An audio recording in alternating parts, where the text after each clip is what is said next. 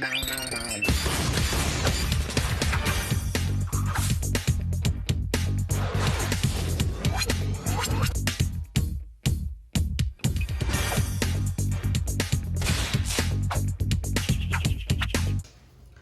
back, Jules and Gems, to my channel. Here I am with my very first personal Q&A where you guys ask me questions about myself, and I did put a poll questionnaire on Instagram.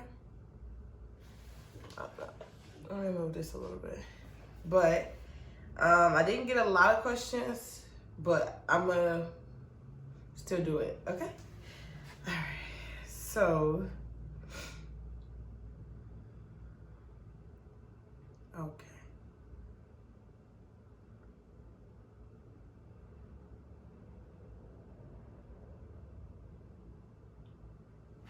I'm trying to make sure I have the beginning.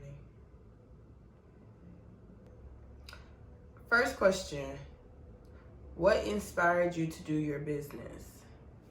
Okay, so the business that they're referring to is, I believe, MINKSONDECK.com, which is, I started out with just selling lashes, and the reason I did that was because, one, it was hard for me to get my hands on good lashes in my city.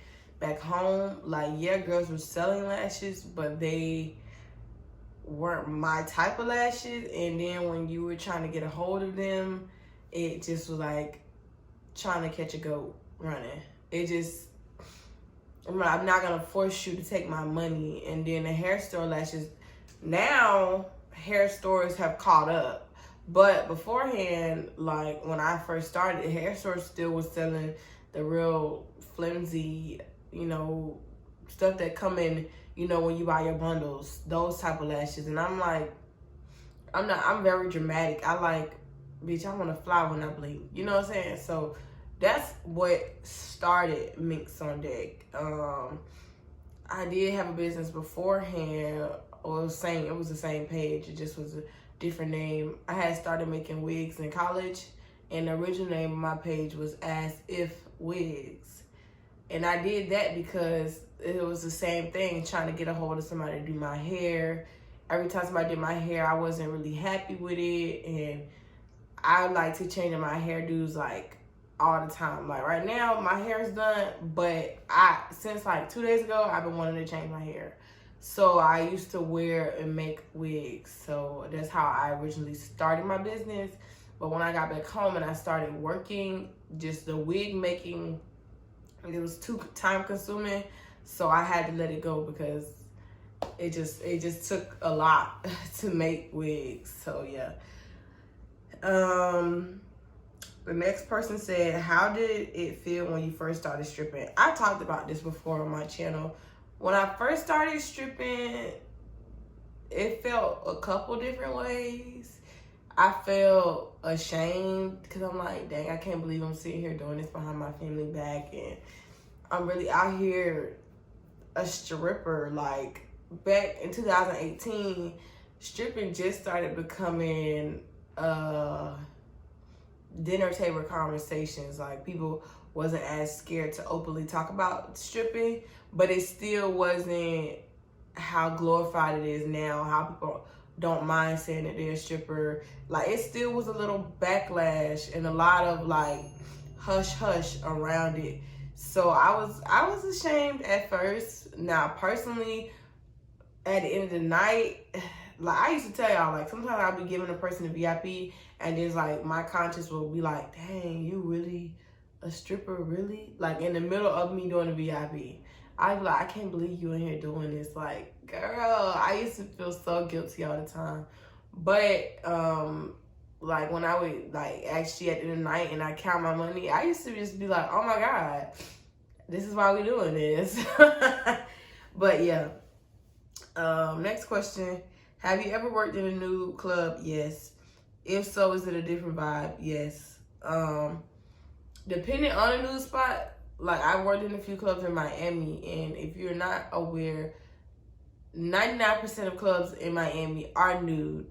I tried my best to find a club that was not nude, but every single club I called was nude. And Miami has a lot, like over 30 different strip clubs in the Miami area. So every single club was nude. And when I went there, it still was strip club vibe, but it just was like, the energy was different because one, it's not not in Miami, they still got full bars, but in Tampa, it's no bar.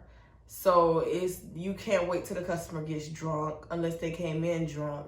And then on top of that, it's like dudes tend to spend more in nude clubs because they can already see what they came in here for. It's the illusion at the regular strip club. It's the outfit has to sell the body. And in the nude clubs, you take your outfits off, so you're just selling the body. And if he likes what he sees or she likes what she sees, people often tend to just spend more money when everything is on the table. That's just, I don't know how to explain it. I get why that is, but yeah. Not to say you can't make more money in a regular club than in a nude club, but from my experience, guys have been a lot more loose-handed with their money when I'm in a nude club than when I'm in a regular club. What keeps you motivated when things don't go as planned? Girl, what used to keep me motivated is myself and reminding myself I got a plan. I don't know what's been going on with me, but I just don't be, when stuff not going as planned, I try my best to put my big girl drawers on and not be like, okay, don't give up, don't give up. But I'm at a point in life where I kind of am tired of being strong by my damn self. And when things don't be going as planned, I have been giving up lately. Like, because it's, you don't understand unless you that person. Like, it's so hard to keep trying to be the strong person all your life. It's kind of hard to stay motivated. I'm not gonna sit here in front and be like, I just run my candles and I just remind myself, keep pushing. No, I don't do that. I want to do that, but when I'm in a funk, I just be in a funk. Like, I'm in a place in life where I'm trying to allow myself to have emotions, because too often I had to drift past emotions. Too often I've had to subside emotions because people was looking at me like and depending on me to be that strong horse, and I couldn't cry, or I couldn't say, oh my God, I'm tired. I had to just keep pretending like I was getting through it. And I got to a point in life where I'm like, you need to start actually dealing with the emotion that you're feeling, because if you just pass it on by and try to force yourself not to feel like that, it's gonna pile up on another emotion later on down the line, and then you're gonna feel some type of way about the smallest of things, when all along it's really been these hidden emotions you keep burying. So when I feel like down in the dumps because something isn't working out for me, I don't be sitting here acting like, you know what, life is great, life is amazing. No, y'all see I didn't post basically all November, and that was because I was down in the dumps and things have not been going the way I have planned in the way that I wanted things to go. But for people who are looking for motivation, I have one quote that I just cannot forget, and it's by John Lennon, and it's, life happens when you're busy making other plans. So with that being said, you may plan something, but life is still happening to you while you're planning whatever that is. So just be prepared for life to happen to you. So basically, that's what that quote means to me, and I hold on to that quote. So the next thing, somebody said, what is the hardest thing about being a stripper? The hardest thing about being a stripper used to be, for me, hiding my money. Like, that used to be the hardest thing for me. Now, physically, the hardest thing about being a stripper as an antisocial person is mixing and mingling with a bunch of people you don't even really like. I'm not that type, like, anybody who knows me in person knows it takes a while for me to warm up to people. That's why I don't make friends easily, and that's why it's hard for me to get in the dating scene, because I I can be in my apartment for like 30 days straight, and as long as I got everything I need, I don't feel the need to like, well, I gotta go somewhere. Like, I don't, it's just like, people, peace and quiet. People, I'll take peace and quiet. Hold on, let me check my camera. But yeah, for me, the hardest part is still interacting with strangers. Like, I even sometimes am very awkward with people that I have been friends with for a while. Like, it's just not me to be so mixy-mingly. Like, that's just me though. Were you nervous when you first started dancing? Of course. My first time dancing, like, girl, I thought I was supposed to go there and audition. They was gonna hire me. I was gonna do some paperwork, and then they was gonna tell me when I could come back, like a regular job.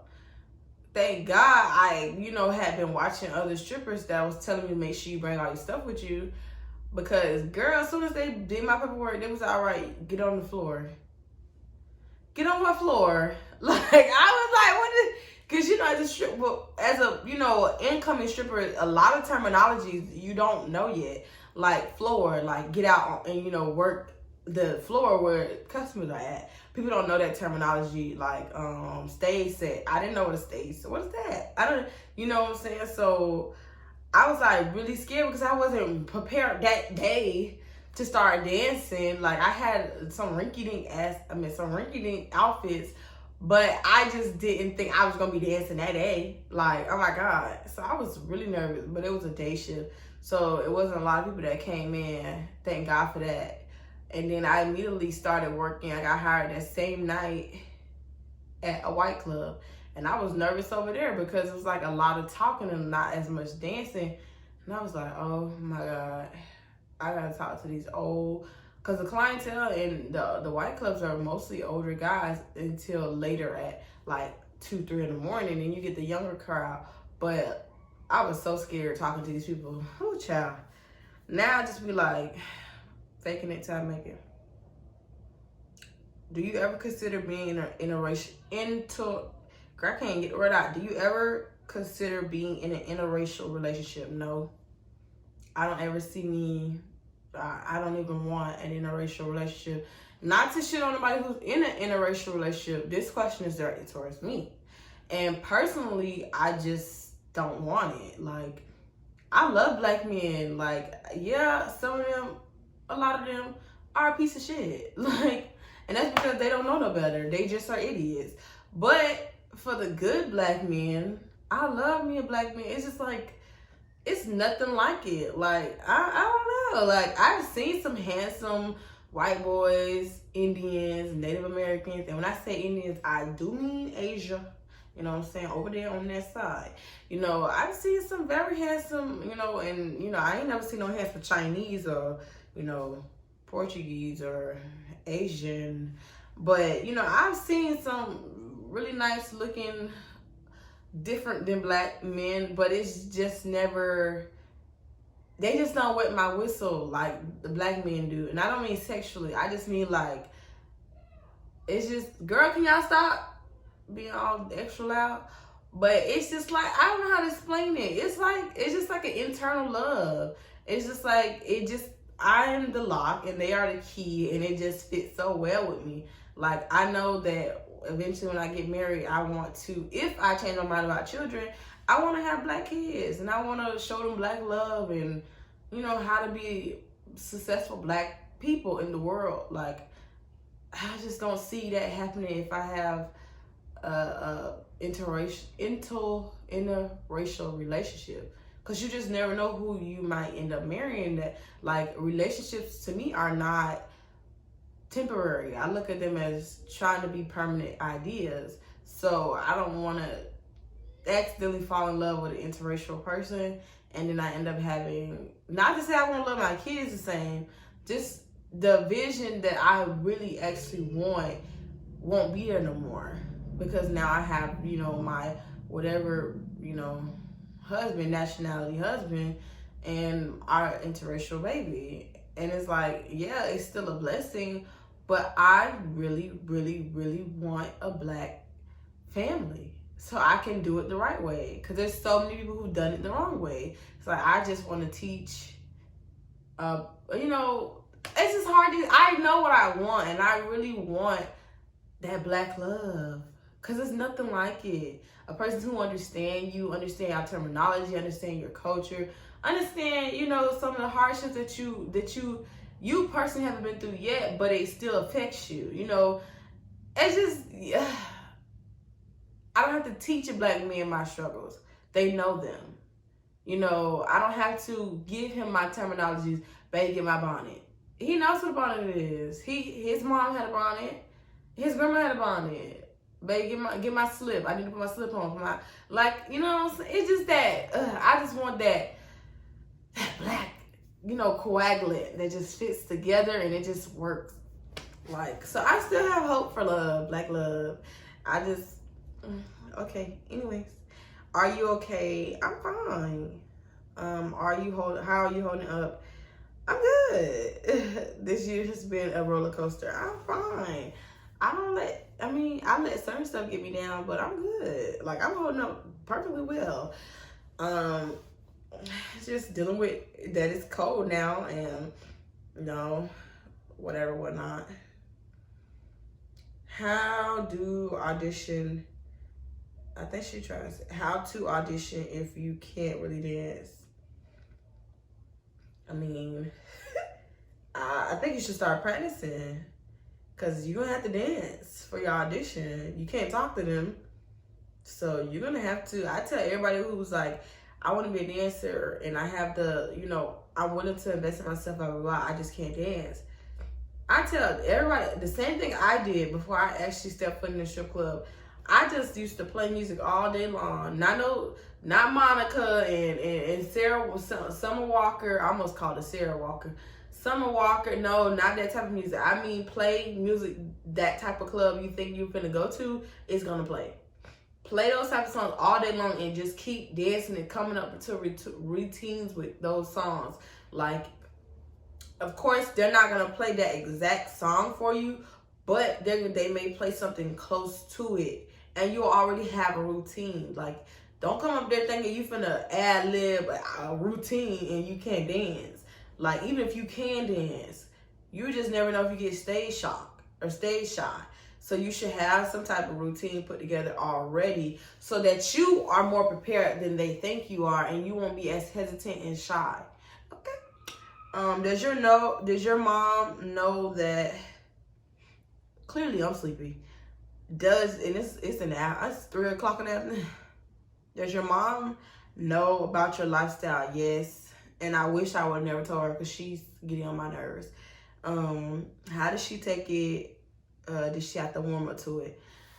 She took it pretty well. She kind of already thought I was stripping in Miami. She thought I started dancing in Miami, but she didn't even know I started dancing back home, and I took it to Miami. She thought I started dancing in Miami because I was going to mansion parties and stuff like that, but that had nothing to do with me stripping at the time. It just was, I knew people who knew people, and so I used to be out in the streets in Miami, girl.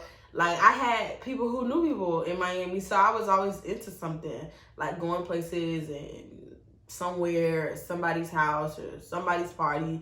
You know, that's what happened when you network. But she thought it was me stripping, and that was not ever the case in Miami.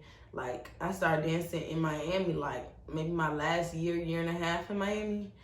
But Miami was never my favorite spot to dance. Like, trouble.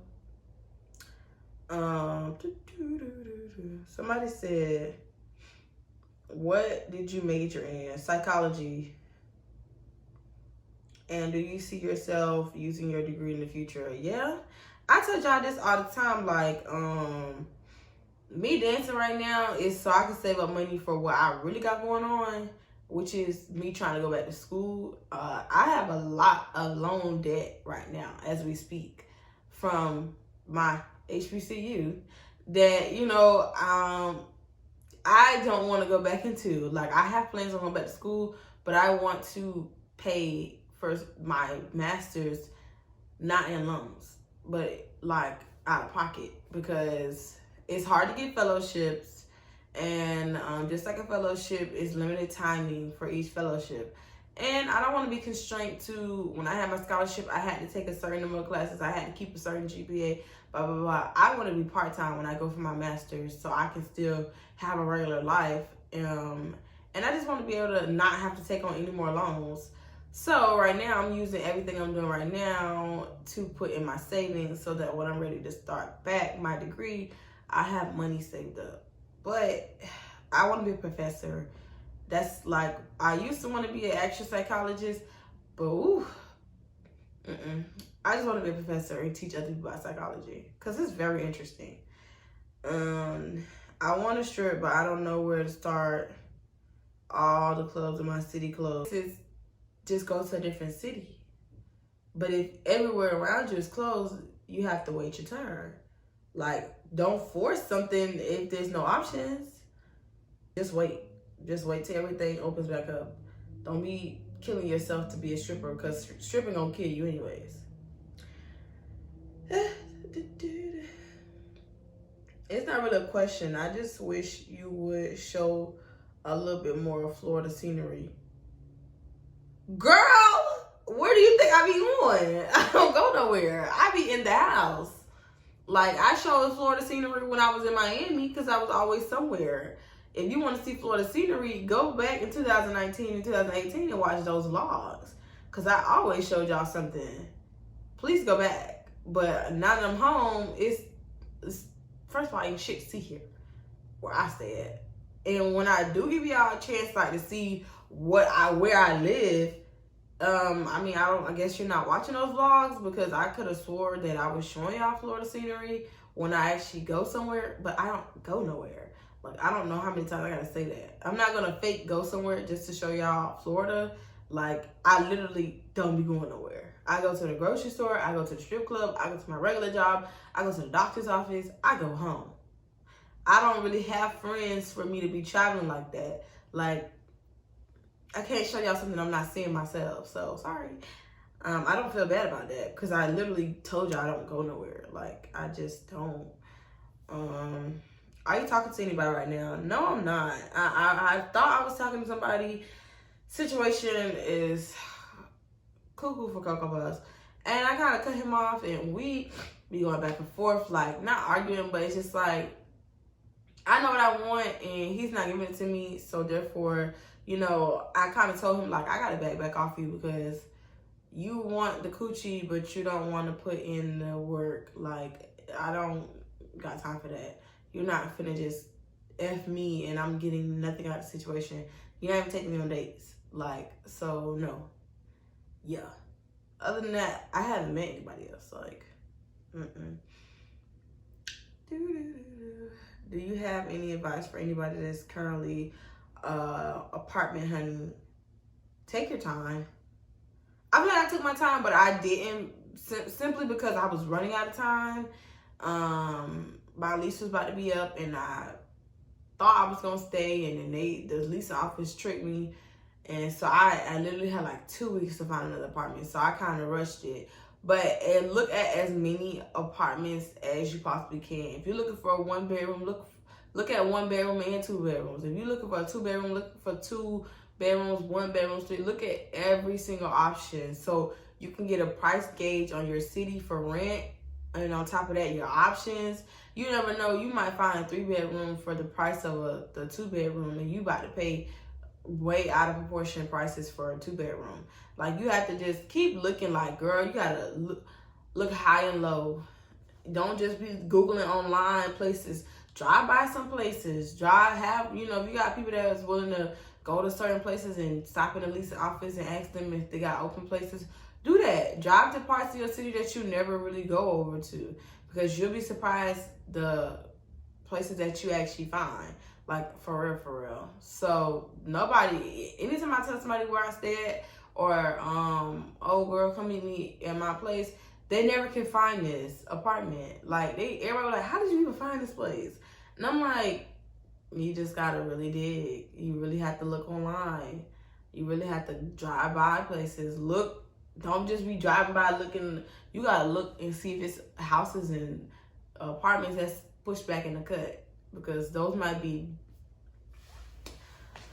Last question. Please don't quit stripping. I love the vlogs, good or bad. I'm so sorry, sweetie, but whenever I'm done is when I really will be done. I'm so sorry. I don't have no plans on continuing dancing forever. And I don't make, I don't make fake content. And when I say fake content, like, I don't go to the club just so I can vlog for you guys. I just don't do that. I go when I genuinely need the money and when I have the energy to go. My alarm just ended my vlog. I meant ended my Q&A. But yeah, I'm gonna go ahead and eat because that's my alarm to get ready for work. I love you guys so much. That was everything that was asked of me. I will see you guys in tomorrow's vlog or video, whatever it's gonna be. I don't know. Thank you so much for watching. And like I always say, until next time, Jules and Gems, peace.